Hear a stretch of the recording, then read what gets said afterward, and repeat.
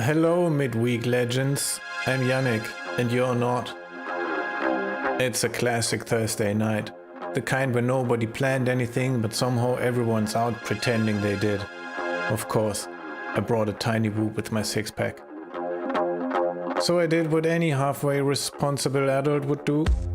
Found the nearest church and sent myself skyward.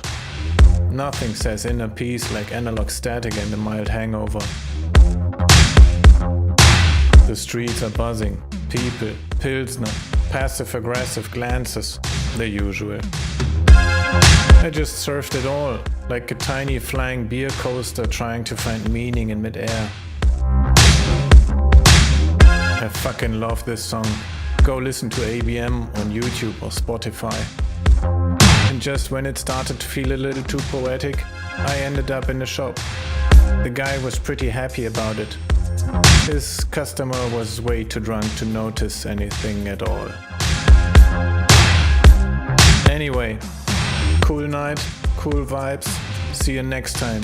Same blur, different chaos. Goodbye.